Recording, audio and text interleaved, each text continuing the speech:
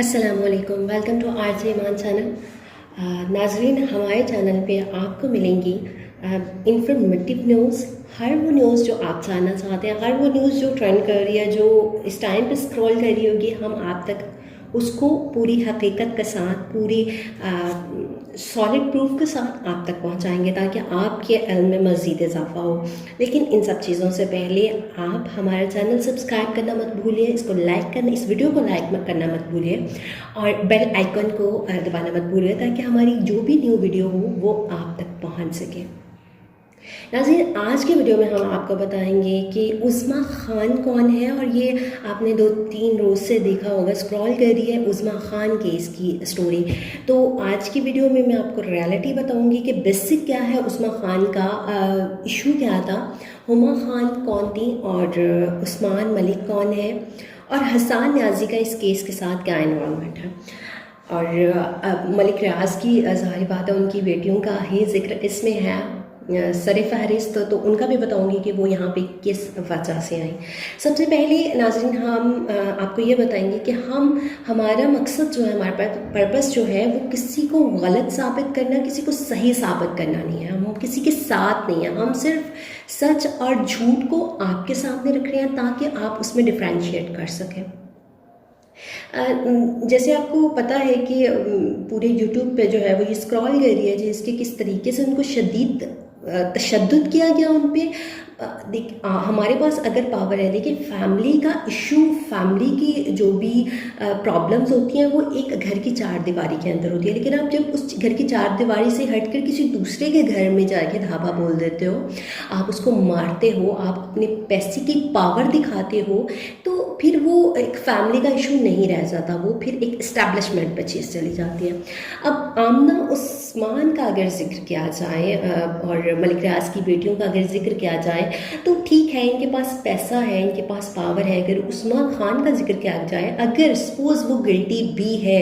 तब भी ये तरीका नहीं था उसको वार्न करने का, उसको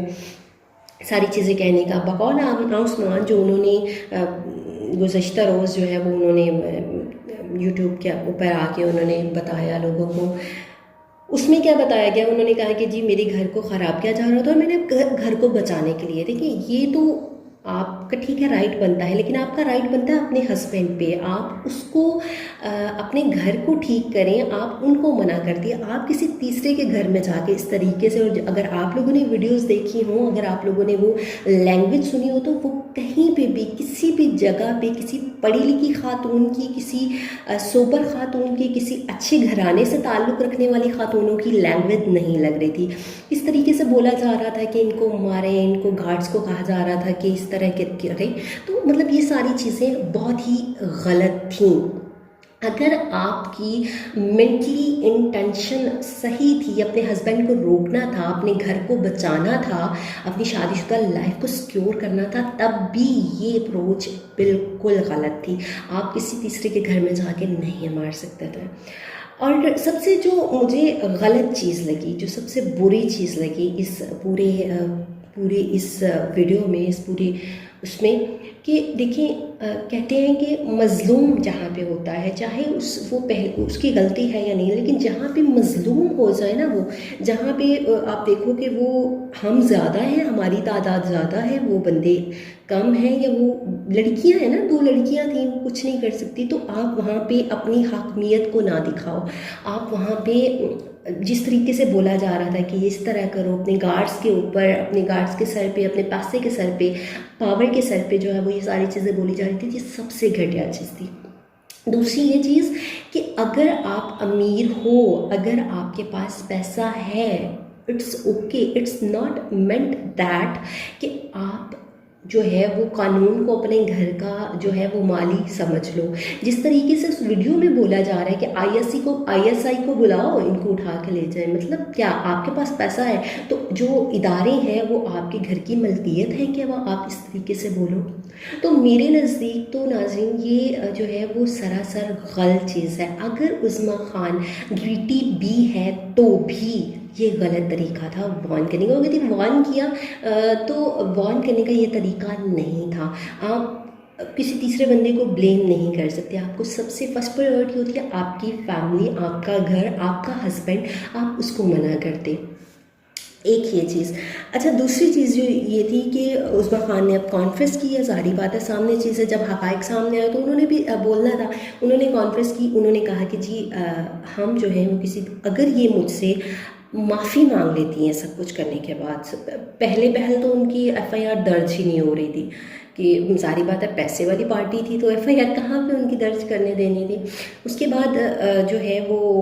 उन्होंने एफआईआर जब दर्ज करवा दी तो उसके बाद उन्होंने कहा कि अगर ये मुझे इधर पुलिस स्टेशन के बाहर आके मुझे एक दफ़ा एक्सक्यूज़ कर लेती ना कि गलत हो गया तो मैं वहीं पे छोड़ देती, लेकिन इस तरीके से आप घर में किसी के घुस के इस तरीके से मार के इतने बुरे तरीके से आप उनके घर को, तो ये तो आपको कानून कभी भी माफ़ नहीं करेगा। अब इस सारे केस में जो अब न्यू इन्फॉर्मेशन, जो न्यू चीज़ें सुनने को आई हैं वो ये है, ये जो अभी अभी थोड़ी देर पहले, कुछ टाइम पहले जो है वो मैं एक ट्वीट देख रही थी, एहतशामुल हक हैं जो बरतानिया में मौजूद एक सहाफ़ी हैं, उन्होंने ट्वीट किया है, ये हम आपको ट्वीट भी दिखाते हैं। उन्होंने ट्वीट किया है कि मलिक रियाज की जो दोनों बेटियां हैं ना वो चार्टर्ड त्यारे के ज़रिए जो है वो लंदन पहुंच गई हैं। अब वो पहुंच भी सकती हैं, लेकिन अभी इस पर कोई कन्फर्मेशन नहीं है। उन्होंने एक दावा किया है कि आपको 2-3 दिन तक ये चीज़ की कन्फर्मेशन हो जाएगी। सारी बात है, इधर एफआईआर होगी और अगर वो गिल्टी साबित हो गई, अगर उन पे ऊपर सारे जिस तरीके से उन्होंने ये हरकत की हैं, उन्होंने एक चीज़ बोली कि ये घर मेरे हस्बैंड का है, जबकि वो घर रेंट पे था, ये चीज़ पे भी वो झूठी साबित हो गई। तो ये सारी चीज़ें अगर हो जाती हैं तो उनके लिए एक बहुत ही, मलिक रियाज के लिए एक बहुत बड़ा धचका होगा कि उनकी बेटियां एक बहुत बड़ी पार्टी, एक बहुत बड़ा नाम जो है, उसके घर वाले जो है वो ख़वातीन के साथ इस तरह की कोई हरकत हुई तो ये एक न्यू है। फिर जो मीडिया है, जो हमारी इंडस्ट्री के स्टार्स हैं, उन्होंने उस्मा खान के हक़ में बहुत सारे ट्वीट्स किए। हानिया आमिर ने उस्मा खान के लिए बहुत बोला है, उन्होंने बोला है कि मतलब ये सारी चीज़ें जो थी वो बहुत गलत थी। इसके अलावा गुज़िश्ता रात को सुनने में ये इतलात भी आ रही है कि 50 करोड़ की ऑफ़र की गई है उस्मा खान को कि इस केस को वापस ले लिया जाए। लेकिन अगर वो केस वापस भी ले लेती, क्योंकि हर बड़े मामले का जो होता है वो एंड सुलह ही होती है, तो भी वो चीज़ें वापस नहीं आ सकती जब तक ये क्लैरिफाई नहीं होगी। फिर जो है वो आमना उस्मान ने सबसे बुरी जो मेरे ख़्याल से हरकत की वो ये की थी कि उन्होंने आकर उन्होंने क्या बोला, उन्होंने बोला कि जी हसन न्याजी जो है उनका हुमा खान, जो उस्मा खान की बहन है, उनके साथ कोई अफेयर है। उन्होंने एक स्कैंडल को तो सामने लाने की कोशिश की, उन्होंने सेकंड जो बंदा जो उनके साथ हसन न्याजी जो भांजे हैं इमरान खान के,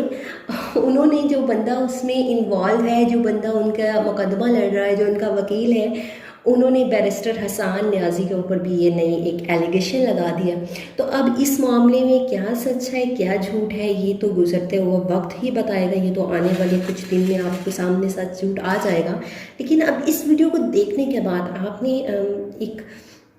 एक एस्टिमेटेड बात करनी है, आपने एक तज्ज़िया करना है कि क्या हमारे पास पैसा हो, हमारे पास पावर हो तो हम कहीं पे भी जाके इस तरह धावा बोल सकते हैं, हम किसी को भी मार सकते हैं, हम किसी को भी कह सकते हैं कि तुम्हें आईएसआई उठा के ले जाएगी, हम किसी के भी दरवाजे तोड़ के उसके, हम गलत भी चाहे हों, लेकिन इस तरह से आप 2 लड़कियां घर में, मतलब मेल नहीं है कोई, और आप इस तरीके से आके मार के, और मेरे ख़्याल से तो इट्स नॉट गुड वे। और अगर उस्मा खान गिल्टी हैं इस सारे मामले में, अगर वो गलत कर रही हैं तो भी आपके सामने आ जाएगा। लेकिन बहरहाल आपको अगर हमारी वीडियो अच्छी लगी हो, आपको ये सारी इन्फॉर्मेशन अच्छी लगी हो तो लाइक ज़रूर कीजिएगा, इसको शेयर ज़रूर कीजिएगा, अपना बहुत सारा ख्याल रखिएगा, लाइक करिएगा, मेरे चैनल को सब्सक्राइब करिएगा और बेल आइकॉन को दबाना मत भूलिएगा। अल्लाह हाफ़िज़।